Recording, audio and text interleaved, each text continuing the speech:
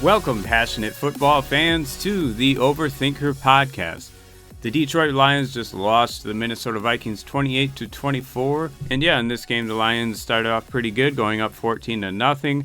But then the Vikings were able to score 2 touchdowns before the start of the second half to tie it up at 14 there. And then in the start of the fourth quarter, the Lions had a chance to go up 3 possessions. They were up 24-14 and had the ball, but unfortunately had to punt the ball twice there after recovering a fumble. Couldn't quite get anything going, up 24-14. That could have really put this game away, but then the Vikings go down and score a touchdown. And then, the next drive, the Lions wound up going for it on fourth down. I think they went for it like 5 or 6 times in this game from basically anytime they were around midfield on a 4th and like 5 or shorter, they would go for it.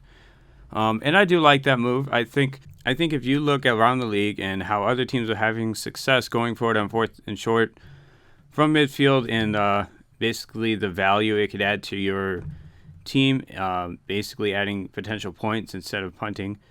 Because when you punt the ball, you're really only gaining about 20 yards of field position at times. And basically teams are starting to understand that picking up a few yards and potentially getting another set of downs is more valuable than gaining 20 yards of possession if you don't have the ball. Basically, it's more important to have the ball, especially if you have a decent offensive passing game that you think can reliably score points on most drives. Yeah, so unfortunately, the Lions weren't able to pull this one out. It was a pretty good game. I do think there are a lot of good things to look forward to. And I think definitely Jeff Okudah had a heck of a game, holding to Justin Jefferson to only 14 yards. There probably were some other plays he could have got the ball, but Kirk Cousins was getting under pressure pretty quickly this game, so that was pretty good from the Lions. Yeah, that was definitely pretty good to see from the Lions, getting some pressure on him. We only wind up sacking him one time, Alex Anzalone coming on the like a delay blitz. But the Lions were doing some pretty good things up front, doing some twists.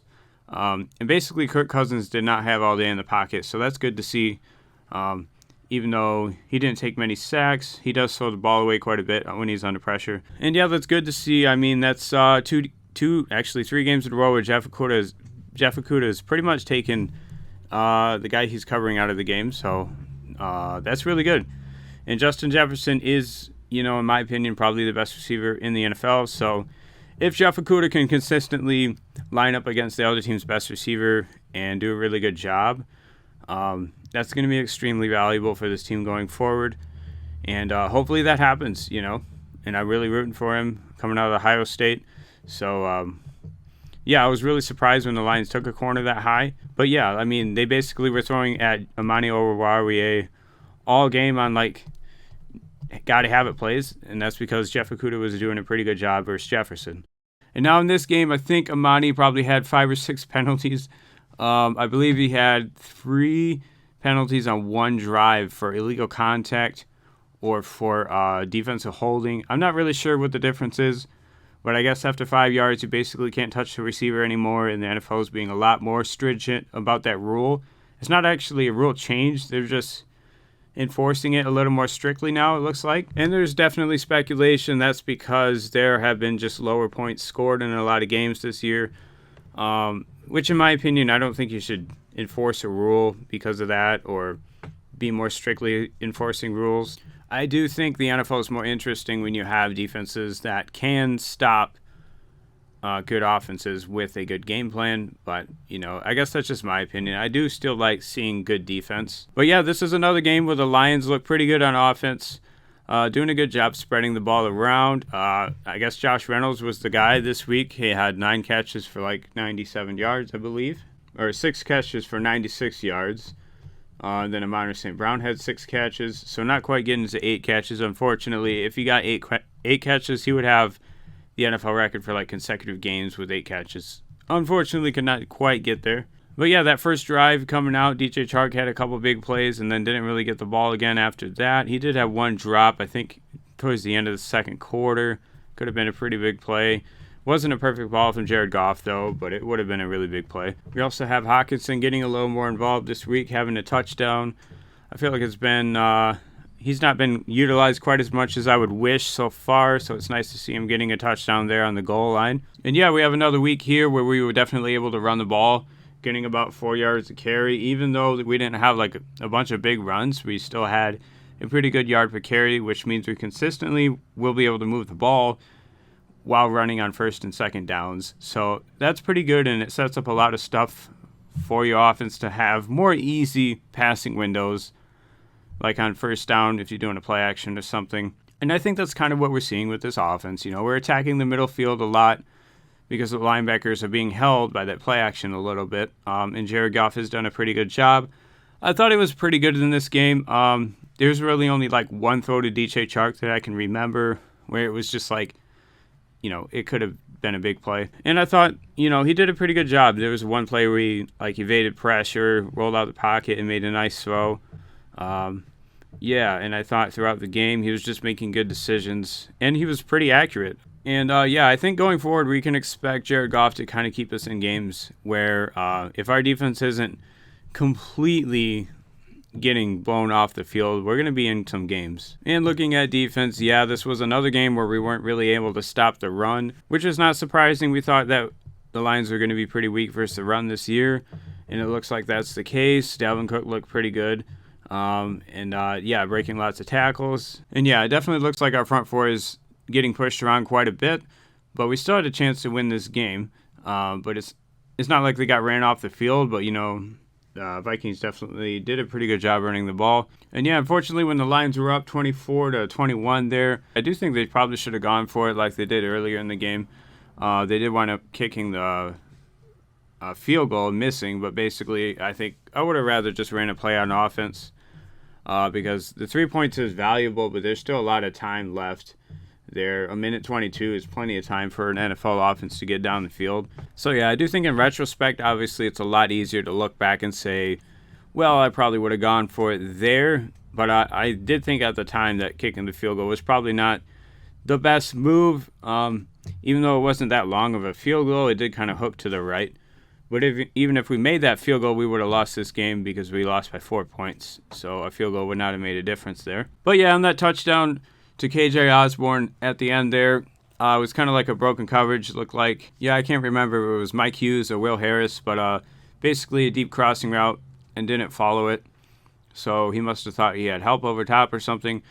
But I believe they were double covering Justin Jefferson on the play or something. So I guess sometimes when you have an extra defender like that being utilized for one player, it kind of changes the rules of your defense, obviously.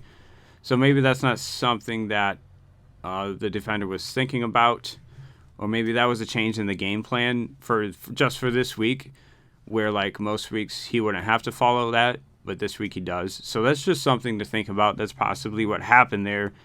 Maybe Will Harris or Mike Hughes forgot that the other defender was covering Justin Jefferson on a double team. But either way, there probably should be a deep safety on that side of the field, you know, so maybe you would go with a 3-man pass rush and put another safety on the field. And maybe that's not ideal, but you're talking about a situation where the Vikings were in field goal range, so it's not like you're going to get a sack anyways, so you really just want to defend the end zone. So yeah, in my opinion, probably would have gone with a 3-man pass rush and double Justin Jefferson. And when you do that, basically you have another defender you can use as a deep safety to have two deep safeties plus everyone else in man coverage, with Jefferson having 2 guys on him. And yeah, at the end there, you had Jared Goff throw basically back-to-back interceptions to the same guy, Josh Metellus or something. I think those plays don't matter a ton just because there's not much you could do in that situation. There's only like 20 seconds on the play clock, and you don't have a timeout. They probably should have called something to try and get the ball out of bounds, but typically defenses are going to defend the out of bounds there. They're going to call some weird zone coverages, and they're just going to give you stuff over the middle of the field. That's not really worth taking because it'll cost so much time to basically get another play off and try to spike the ball. It's almost impossible. Really, you need about 20 seconds to pick up like 30 yards and spike the ball. It is something that takes some time. If you don't have a timeout. So yeah, overall, I do really like the game plan this week was definitely to be aggressive, go for it on 4th and short, and play tough on offense and try to just try to win the game versus a better opponent. And I think that gives you a chance to win almost any game. If you're calling a good offensive scheme and spreading the ball around, and your quarterback's making good decisions, and you can run the ball, I think you're going to be able to score points on any team. And yeah, I think the Lions just kind of caught the wrong end of the stick here. You did have some penalties on defense.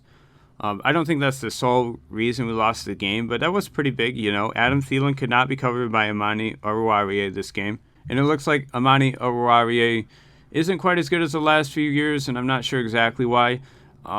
Maybe just teams are kind of focusing in on him more. And yeah, I'd have to do a little more studying to try and find out exactly what's going on with the coverages they're running.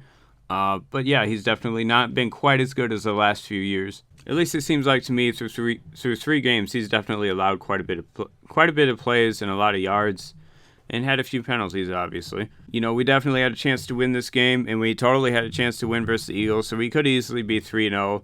But that's not how it really works in the NFL. We did cover the spread this game, so Dan Campbell is probably something like 70 or 80% beating the spread, which does tell you that this is a well-coached team, and they are doing the little things like going for it on 4th and short when you're at midfield and you got a decent plan on offense. He's doing the little things that do lead to more winning games. So yeah, I do think going forward that's good, and I do really believe in this coaching staff so far. I think we are definitely headed in the right direction. And I also think Jared Goff is playing better than I had expected. So that's another thing that's good. And yeah, that will be interesting to look at going forward, with quarterbacks coming out of the draft next year. It doesn't look like we'll have a super high pick, but I guess it's possible. I'm expecting this team to probably win something like 6 or 7 games. I think at the start of the year I was right around there. So yeah, overall it looks like we still might be around there, but we're going to be a bit more competitive than I thought possibly. And yeah, that's pretty much all I have for this game, guys. I hope DeAndre Swift can come back healthy soon. And the same thing, I think Josh Reynolds had some kind of injury. Amon-Ra St. Brown was also dealing, I believe, with an ankle injury, so that's not great. But going forward, hopefully we can get some guys back healthy. Also, Dan Skipper's been playing really well. So that's really cool to see him making a second start, looking really good at left guard. Thank you for watching, guys, and we will catch you in the next video.